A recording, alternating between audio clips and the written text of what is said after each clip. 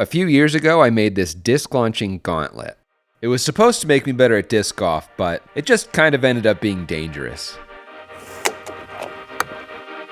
I couldn't let that stand, so I made this. It's basically a disc bazooka. This thing is designed for accuracy. It has full control over the speed and spin of the disc, and once we get sights on it, it should be able to snipe the basket. And I'm hoping it can make me as good as a pro. It's also insanely powerful. It can shoot a disc faster than any human. So we'll definitely be having some fun and shooting it at stuff. And yes, that's a sword. I'm also going to show you the trials and tribulations of getting this thing working, and you're in for a treat because it was terrible.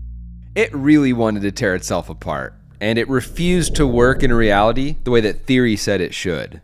So I had to rebuild and rebuild and rebuild. It has so many parts. Now that I have this, I think there might be a simpler way to do it, but is there a cooler way? I don't know. This is pretty cool. If you're not familiar with disc golf, it's very similar to real golf, except instead of getting a golf ball into a hole, you're trying to get a frisbee into a basket. The second most important thing to know about disc golf is you never call it a frisbee, it's a disc. Frisbees are for babies, discs are for men. And at the end of the day, you're trying to get the disc into the basket with the minimum number of throws. The discs fly like little airplanes, so any variation in wind or how you launch them can make them go to completely different locations. In fact, I think it's physically impossible to consistently get hole-in-one. So my goal is for this to make me as good as a pro. Get to the basket in a couple of throws and then snipe it in. To do this, we need accuracy, which means launching discs with very controlled speed and spin. So with all this in mind, I went back to the drawing board and came up with a completely new design. This is my kid's Hot Wheels set. It's also my general idea. Specifically this little box down here. It has two wheels that rotate in opposite directions, and if we push a car into it, it launches it super fast. This should work with a disc as well. This is a mini little fake disc golf disc. Watch what happens. If we shove it into the wheels, oh wow, no way. Oh, so close. What's really cool is you can make it spin by making one of the wheels go faster than the other. But there is a problem. There's a limit to how fast you can make a car or a disc go with this kind of setup. Let me show you what I mean. I've modified the Hot Wheel track to take this die grinder. Before it was launching cars at maybe 10 miles an hour. On paper, this should give us closer to 40. What do you think is gonna happen? Pretty much the same speed. Here it is in slow motion. Do you see the problem? The launcher wheels are just slipping. The same thing happens when a car does a burnout. It doesn't matter how powerful your engine is, if you ain't got the grip, it's just gonna slip. But imagine if I took 10 of these launchers and put them in a row. The first one would get the car going fast, the second one faster, and on and on and on. It's basically a mechanical railgun. So if we did this and precisely controlled the velocity of all the wheels, we could launch a disc with whatever speed and spin that we want. All right, let's get it made. The hardest part of this project is gonna be how do I grip the disc? I wanna put a ton of force into it, but it's really hard to do that. So this is the simplest possible arrangement that I could build that will let me try different kinds of wheels gripping the disc. So we're gonna just shoot the disc out, see what happens, go from there. So do you think it's gonna work? Here we go.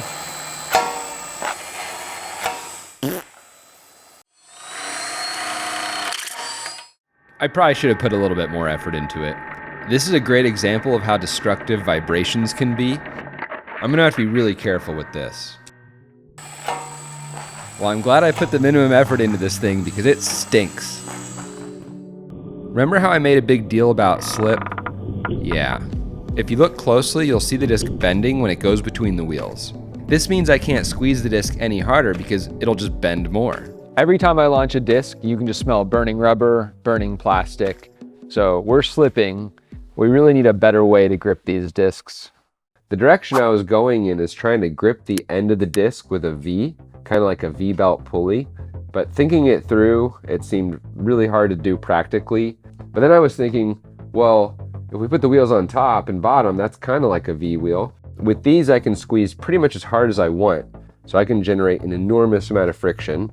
We'd still put a set on each side of the disc so we can make it spin, but we don't actually need a tire on the bottom. We just need something slippery to squeeze against. Before we can make the whole thing, I need to test it. I need to see how much grip we can get and see if it can actually work. These rollers are the slippery surface we're going to push the disc against. I really like how the wheels are folded on top. They push the disc through, and by driving them different speeds, we can still make it spin. So hopefully this will suck the disc in and spit it out like it tastes terrible. Let's see.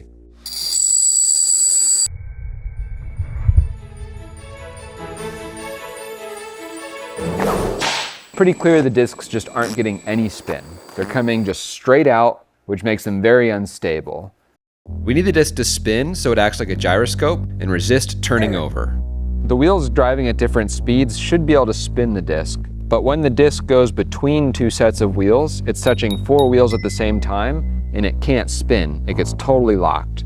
You can see how much the tires are rubbing on the disc when this happens. I think what I need to do is spread these wheels out so that the disc isn't touching more than two wheels at any given time. So we're going to redesign and remake a bunch of these parts to stretch it out like a limo and see if we can get that to work.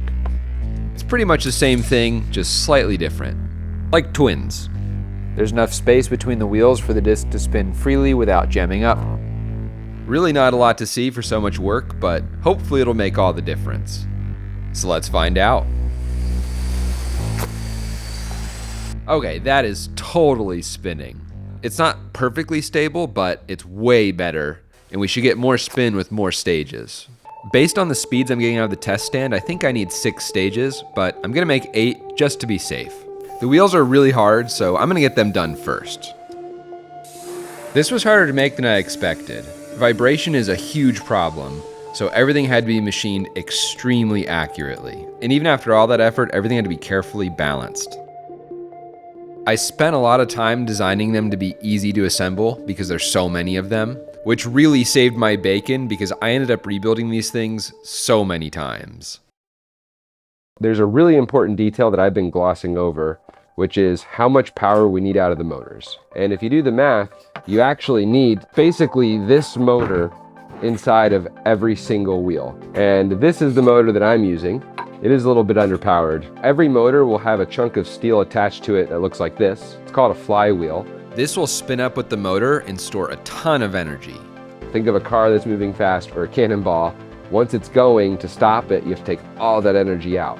The neat thing about a flywheel is it can deliver an enormous amount of energy in a very short amount of time.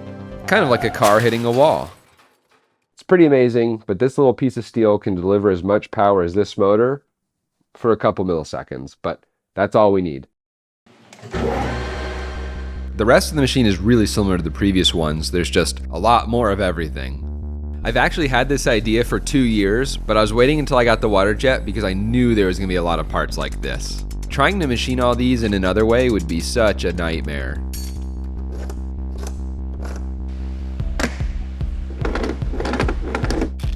Thankfully, a bunch of the parts can be 3D printed because there are so many parts. I designed the whole thing to be 3 modular sub-assemblies that combine together like a transformer to make a mighty launcher. This makes it a lot easier to assemble, and if I destroy something, it's a lot easier to repair. Do you remember those 5-foot subs from elementary school they'd bring to parties? That's basically what this is. The biggest change is this thing. I don't love having a long thing hanging off the back of my disc launcher, but I think it's really important. We want the disc to come out very repeatably, which means we need to put the disc in very repeatably. You can imagine if it was angled up or down, it'll bounce through the system and come out differently. This is kind of like a mini launcher that cocks back and it holds the disc. And then when the computer's ready to fire, it'll release it and push it nice and straight with some momentum right into the launcher. The disc is held back with a trigger mechanism, which is really important for releasing the disc when everything is going exactly the right speed and getting consistency. It also has handles for picking it up like this. It's not that heavy. And then electrically, there's just basically 16 of everything, which was painful and expensive. And of course there's knee stop, because if things go wrong, you want to make them stop going wrong fast. Although there is a big problem. If I turn all the motors on at the same time, they're going to be pulling an enormous amount of current trying to spin up their flywheels, and it's going to be like 400 amps. which will just melt everything. The battery will explode. It'll probably start a really foul smelling fire. So I have to do a little more complicated thing where I spin them up kind of one at a time, and that should limit the current to something more manageable. And then it also has a computer running Linux with a touch screen, which might seem overkill, but I'm planning to add a lot more smarts into this later. This is gonna give me an interface to make me way more accurate. The last thing we need is some software that'll calculate how these motors all need to spin to make the disc go the way that we want it to. And there's a lot of different strategies to do this. The most obvious way would be to evenly split the acceleration between all the wheels, but this doesn't really work because physics.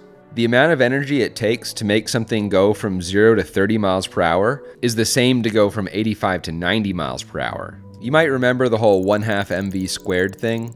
This is that. Which counterintuitively means I need each stage to speed the disc up less and less. But this should actually evenly spread the load and give me the maximum amount of grip. And that's pretty much it. It's simultaneously not that bad, but also kind of complicated. I think it should work, but there's really only one way to find out. So here we go.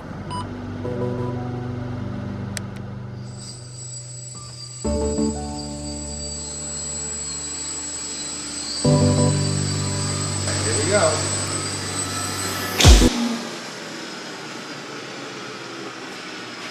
All aboard. Next stop, integration hell. When you put all the pieces together, it never works. I started off strong by blowing up half the motor drivers. But even worse, it's throwing discs even worse than me. I thought we fixed this. I see a lot of problems. The first is the disc doing this. It's not supposed to swim like a whale.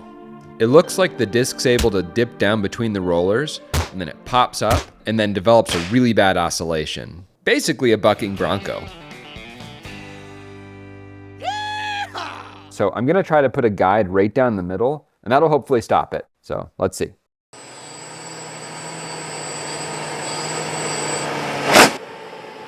Oh yeah, that was way better.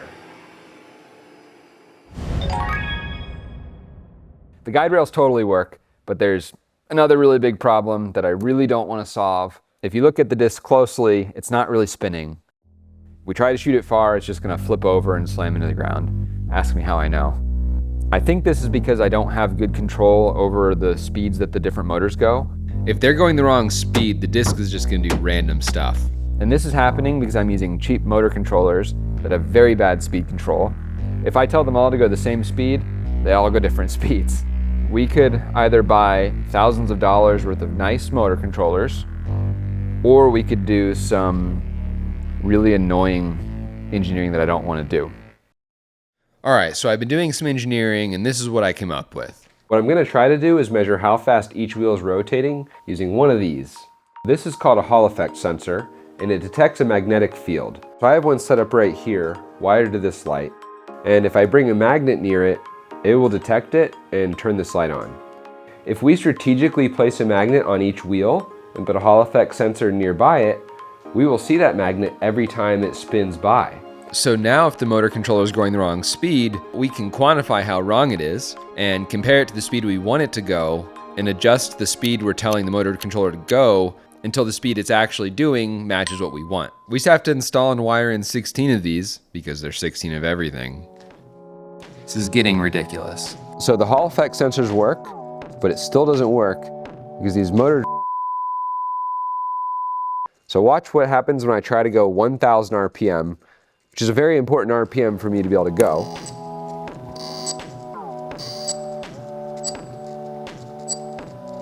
The motor drivers will not go below 2,500 RPM. So I think the right thing to do would be to get motor drivers that can go the speed that I want, but we're in pretty deep now, so I think it's time to go full sunk cost fallacy and just try to fix this in software. So here's my plan. If I want a motor to be going slow when I fire, I can just turn it off before I fire and let it slow down. And right when it hits the right speed, boom, you're fired. But it's tricky with multiple motors going different speeds because they need different times to slow down. But I can have the computer calculate when to turn each motor off so they all reach the right speed at the same time. And when that happens, you're fired. And when it works, it looks like this. You have all the motors going a precise speed to make the disc do what we want, and it's so cool. My wife is here to see what I've been up to. What do you think? Looks big and complicated. I thought this was gonna be easy. You always think that. I know, but I really thought it. It's like You always think that. it's a bunch of wheels. How hard could it be, you know? There's nothing to it. Turns out there was something to it. You wanna press the buttons? You see what this thing does? No thanks. Are you sure? Yeah. You don't wanna fire it? Nah. How do you not wanna fire it? I want to see what happens. You gotta admit, pretty cool. Yeah, you look totally normal. Take it on over to the old disc golf course. See what happens. You look like a vendor selling wheels instead of hot dogs at a game. Popcorn! Get your popcorn! All right, so you ready to see the future? Here we go. A lot of build-ups. Get ready to take off. That sounded good. Didn't really look good. Hate to tell you. I know.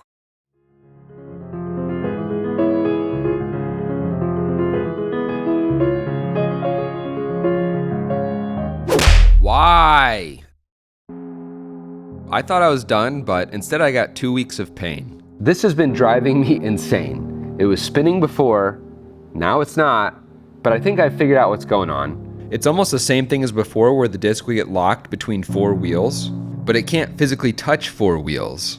But I did increase the compression of the wheels on the disc, so now they're making first contact with the disc here instead of here, which is really good at stopping spin. And I've tried so many things to try to mitigate this, but most of them didn't work.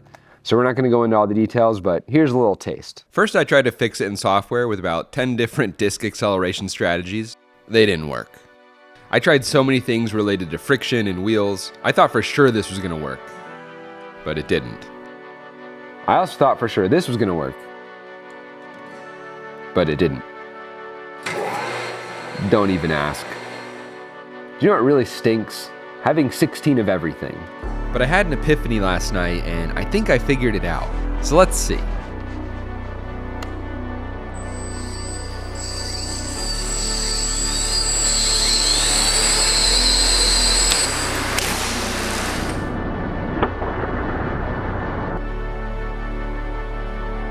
Finally! You can tell it's working well when the discs drive across the net like a car. All of my fixes are based on the idea that it takes a lot less energy to get the disc spinning than moving fast laterally. So I'm splitting the boosters into 2 groups, spinny ones, not spinny ones. The first 4 stages don't attempt to spin the disc, they just accelerate it as fast as possible. And then the 5th stage starts it spinning. And the last 3 stages only have a wheel on the left. And if you think about it, since it's pushing on the edge, this will push the disc forward, but it'll also spin it. And if you only have a wheel on the left side, it doesn't lock up. So all these things together let me get it going really fast with a ton of spin. So one downside with the front wheel arrangement is that we can only spin the disc one way, but I don't think it's a big deal. Something I want to fix, but for now, you can make the disc go as fast as you want, with as much spin as you want, as long as it's clockwise.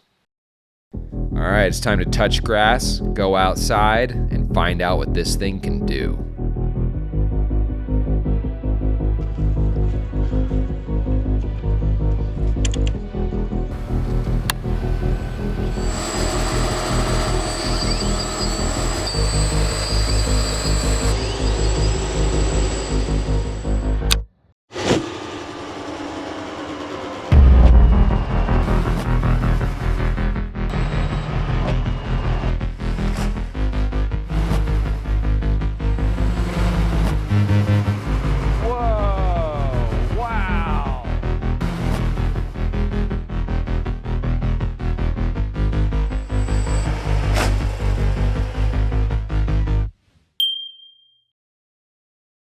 This is far exceeding my expectations. It's possible because I set them low, but I'm just firing from the hip with no sights, and I'm getting the discs to land really close to each other. I can't imagine how good it would be with sights. It's also really cool because it's showing how discs launched the same way can fly completely differently depending on their airfoil shape. But don't forget, we can also change the speed and spin. This has a huge impact on where a disc flies and is going to be challenging for predicting where discs are going to go. All right, it's time for more speed.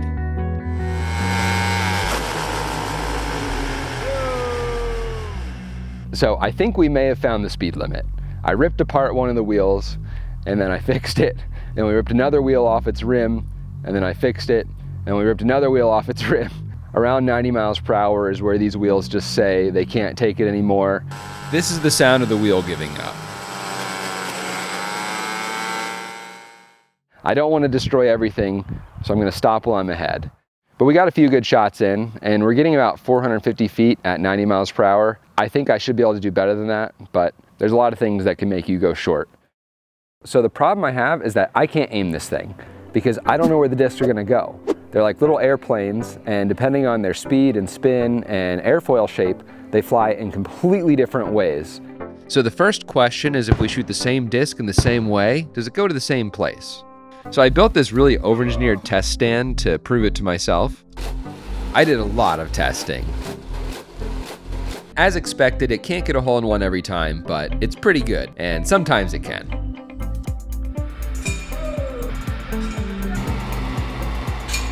Oh! And besides, if I can get even remotely close to the basket, I should be able to just snipe it in. We'll have to work on the speed though. I don't know how discs fly. I'm gonna have to make a thing to track the discs so I can get a lot of data. And then if I combine that with some software, which will show me on a map where it's gonna go, I can make some really nice sights that should let me play a really good game of disc golf. This video is already really long, so we're gonna do that in part 2. So if you're interested in that, make sure that you subscribe so you don't miss it. And we're not done yet though, because I have a thing that can shoot discs really fast. When you have something that can make stuff go really fast, you have to put stuff in front of it. Like, I have to know what happens if I put this machete in front of a disc coming out of this. We're gonna find out. I just got up.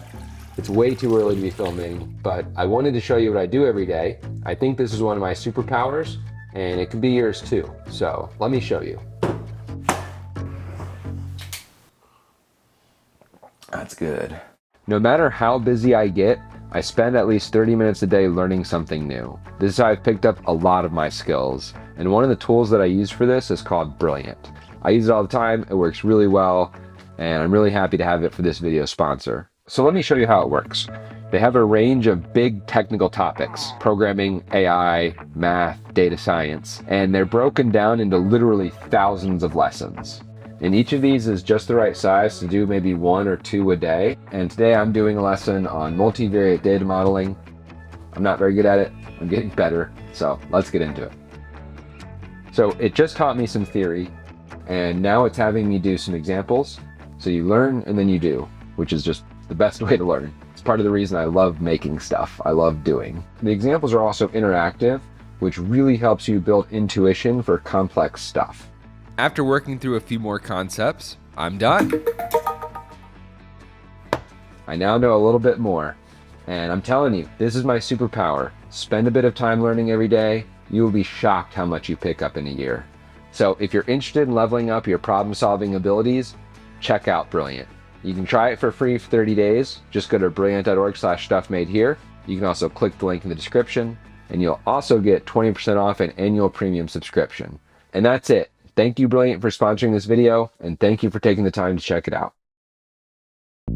All right, let's blast some stuff with some discs. It kind of goes without saying, but don't try this at home. And this is exciting enough that I invited my wife over for the festivities. Are you as excited as I am? Probably not, but I am excited. No one knows what's gonna happen. What do you think is gonna happen? I think the Frisbee's gonna... It's called a disc. It's not gonna go all the way through or something. I think it's gonna be the most amazing thing you ever saw. After me. With this one, you need to go hide outside or something because you don't want an errant disc to the belly. I'm willing to take an errant disc to the belly. I'll flex when I fire. And we're gonna do it in 3, 2, 1.